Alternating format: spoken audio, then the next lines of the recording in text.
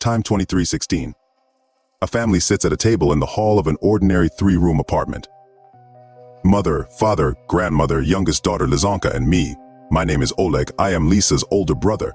Lisa's mother was my stepmother. My father met her when I was 5 years old. I'm 18 now. Deathly silence. There are empty plates and cutlery on the table. The TV, left unattended, is on. The lighting in the room is not very good, which makes it a little dark, but there is enough light to see how Lizanka's black eyes, with fat protruding vessels, look at each member of her family in turn. She makes sure that everyone plays their role, otherwise she will not be interested. A slight trembling is noticeable in the body of her mother, who has been experiencing this horror for the longest time, which began a week ago, when Lisa did not come home from school. But 3 days later, at 2 o'clock in the morning, she rang the doorbell. Not really her, more like what took over her body. This is still my little sister, with blonde hair and rosy cheeks.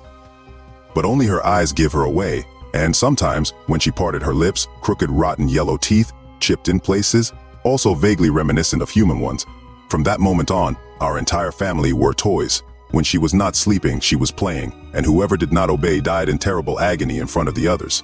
This is what happened to our grandfather, who could not control himself and began to be baptized while reading Our Father. Having placed a basin on the stove, Lizanka dragged her grandfather into the kitchen and stuck his head into the boiling water. No matter how he resisted, he had no chance of getting out of the clutches of the monster, who in appearance resembled his own granddaughter. She did not allow us to remove the mutilated body from the kitchen, so we had to constantly smell the stench of the decomposing body. Lizanka opened her mouth and barely audibly said, "Mom." The stepmother shuddered from the horror that pierced her whole body and looked at her daughter. She looked at the teapot standing in the center of the table, and her mother obediently stood up and with shaking hands began to pour tea into our cups. Having finished, she sat down in her place. Everyone began to slowly drink tea. Within a week, we all understood what needed to be done. We were like dolls in the hands of a naughty child. "What's for dessert?" Lizanka asked, still looking at her mother with eyes full of death and inhumanity. The stepmother began to shake even more. She remembered that she fed the last piece of cake to her daughter 2 days ago. She also remembered that yesterday when Lisa asked the same question, and she answered in the negative, she lost part of her own flesh of her left leg, which the little monster tore out with his teeth and ate, washing it down with tea.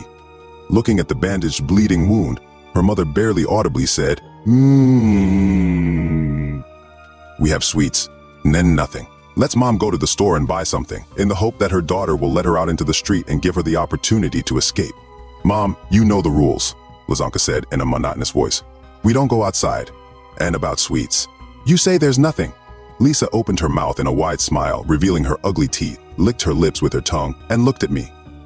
All family members lowered their eyes. They realized that something terrible was about to happen, but no one dared to do anything. Lizanka jumped off the chair and, humming some children's song, began to slowly walk towards me. Tears flowed down my cheeks, but I didn't make a sound. I just closed my eyes, waiting for the inevitable. I felt breath a few centimeters from my face, and along with it a terrible stench. "Dean, don't, I beg you," I squeezed out through unimaginable fear. "What?" Lisa screamed in a non-human voice and knocked me off the chair with a powerful blow. I hit my head on the radiator and pretended to lose consciousness, continuing to look at what was happening through the slit of my closed eyes. My sister's anger abruptly gave way to sweet, childish tenderness. She raised her hand to her mouth and said, giggling, "Oops. How clumsy I am. Now we'll have to wait until he wakes up, because it's much more pleasant to break his fragile bones one by one, knowing that he's enjoying it too." But then her gaze sharply fell on the place where Granny was sitting a few seconds ago. The chair was empty, and from the corridor came the scraping sound of the key that Granny was trying to stuff into the door hole. Lisa ran into the corridor and disappeared from our field of vision. This was followed by the Granny's pleading cries, then her wild screams and the sound of tearing flesh. The father took his wife by the hand and looked at her with a sympathetic look, but managed to pull his hand away when Lizanka returned, all smeared in blood. The mouth was especially bloody, with which she apparently tore the Granny to pieces. The smell of iron filled the room. "Well, let's continue drinking tea," she asked, and, satisfied, plopped down on a chair. Due to my own negligence, I messed around. Lisa's mother and father, it seems to me, mentally prayed that their daughter, having had enough of her grandmother, would lose interest in me and let me live. But no. Finally, Lisa said in a satisfied voice and, putting down her cup of tea, jumped off again your chair. "You see, dear brother, my mother, Vile, did not leave anything sweet for your beloved sister. so you will have to somehow console me now. And there is nothing more pleasant than the sound of breaking bones. Screams of pain are welcome, so don't be shy, she said, and laughed out loud. There was no longer any point in pretending to be unconscious. I opened my eyes and looked straight at her. But suddenly, out of nowhere, salvation seemed to come. The doorbell rang. "Hey, is there anyone alive?" was heard from behind the wall. The neighbors heard the screams of the dying granny and came to ask if everything was okay. The stepmother looked at her father. A ray of hope flashed into her eyes. Hope that this nightmare can end. Hopes that we will stay alive. Lisa looked displeasedly towards the front door, or more precisely, towards the dark corridor from where the sound of the bell was coming, and also from where the granny was lying scattered on the floor. "You know what to do," she said without any intonation, looking at her father. He obediently stood up, went into the dark corridor, grabbed pieces of his grandmother's body and dragged them to the kitchen. Then he moved towards the front door, but Lisa called out to him. Looking at her, he saw that the daughter with her small hand was holding her mother's lower jaw, squeezing so tightly that she could barely hold on, so as not to scream. "No nonsense, Dad," said the daughter. The father nodded approvingly and walked towards the door. I, still continuing to lie by the radiator, drew attention to the kitchen knife that was lying on the cabinet. Lisa put it there in the morning. She used it to play with our dog Richard, whose cut body now lay in the bathroom. The father's conversation with the neighbors was heard in fragments. "No, it's okay. Is it?" "No, it's not blood. I'm covered in blood. I'm painting the pipes." "Thank you, we're fine." Then everything became quiet, but the sound of the door closing was not heard. The stepmother, with wide eyes full of horror, looked at Lisa, who was holding her lower jaw and squeezing her harder and harder. It was clear that not knowing what was happening there, at the front door, made the child nervous.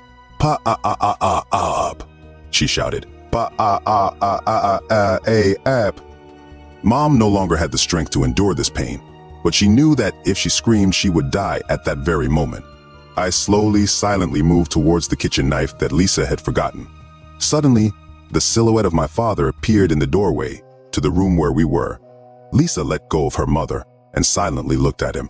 Her father took a step towards her and stepped out of the shadows. His face was pale. He looked guiltily at his wife. It became clear that the father missed his only chance and did everything as the monster demanded. "What's the matter, Daddy?" Lisa asked in disbelief. The father was silent. "Dad, I'm asking you, what's the point?" she repeated, starting to scream. This made Lisa's father and mother shudder. I realized that if I didn't do what I had in mind right now, we would rot here alive, in this damn apartment, or we would be torn to pieces, like our granny, whose nerves simply gave out. Clenching his small fists, the child, turning his back to me, began to move towards his father, who apparently could no longer continue playing these games and simply stood and cried. I closed my eyes, mentally said something like, "Damn you," and, rising to my feet, at the limit of my strength, grabbed the knife and, screaming, plunged it into my sister's neck. At that very moment, the lights in the room went out and darkness filled the entire space. It became so quiet that I could hear myself breathing. I backed away, letting go of the knife handle, and heard the sound of a small body falling. After standing like that for what seemed like 20 seconds, I realized that this darkness was pressing on me, and I had no strength to endure it any longer. "Dad," I asked, but heard nothing in response. By feeling along the wall, I reached the exit from the room and proceeded to the kitchen, where I almost fell, tripping over the mess of the bodies of my grandfather and grandmother. The smell of a rotting body in the kitchen was so strong that I almost felt sick. He took a candle out of the closet and, striking a match, lit it. An uneven iridescent light began to illuminate my movement towards the hall. Walking past the front door, I discovered that it was wide open. The only thing that prevented me from escaping was the understanding that my relatives, whom I so want to save, are in the next room. Having taken a few steps, I found myself at the entrance to the hall and immediately discovered the body of my father, which was lying right at my feet. It was of an unnatural shape, more like a leather bag filled with meat and broken bones. I stood and looked at him, numb with the realization that the worst was not over yet. I would have stood there for a long time if my attention had not been attracted by the sound of some kind of fuss in the far corner of the room. I looked up. I stretched out my hand, in which there was a candle, melting with hot wax on me, and saw the reflexively shaking legs of my stepmother lying on the floor. On it sat a creature that still resembled my sister, but its legs and arms were somehow bent in a way that was not human. From the tufts of hair on her dress and nearby, I realized that they were falling out. The nails looked like animal claws. She sat with her back to me and, in the literal sense of the word, was gnawing on the face of my poor stepmother, shaking her head quickly, like a hungry dog gnawing on a bone. I backed away and hit the door to the room with my shoulder, which made a not loud, but still creaking sound. Lizanka, with a sharp shudder, froze. I stood and looked at her back, realizing that she knew about my presence. Slowly she turned her head, looking at me. She smiled. "Brother," she began in a completely inhuman voice. "Well, come in, we'll continue to play." Lisa smiled from ear to ear and blood flowed from her teeth. I threw the candle in her direction and rushed out of the apartment. It's good that there was light in the entrance. I reached the first floor. It seemed to me that the monster was chasing me. I ran out of the entrance wearing home pants and a t-shirt and ran away from my 9-story building. Once I was at a decent distance, I noticed local guys sitting at a table in the yard. "Run. She will eat you too," I shouted to them, overcome with horror. In response, I heard a wild laugh and a beer bottle flew at me. I looked at my window, where for a whole week we had been prisoners of a monster that had settled in the body of a child. In the window of the hall where everything was happening, I saw Lizanka's silhouette. She stood with her feet on the windowsill and waved her hand to me. In panic, I again fled. I ran all night away from this hellish place. Then he ended up at the police station. Told them everything. There was a trial. Court. I was tried for the brutal murder of my own family. The bodies of the father, stepmother, grandmother, and grandfather were found. Sister Lisa's body has not been found according to the report. Now I am in a mental hospital where I was sent for life. After all the trials and proceedings, I'm sitting in my room. Every day they inject me with some kind of drugs that make me unable to even stand up straight. And I write my story. Now is visiting time, but there is no one to visit me. And then I hear a familiar voice. This is the voice of my half-sister Lisa. "Hello, I came to visit my brother. His name is Oleg.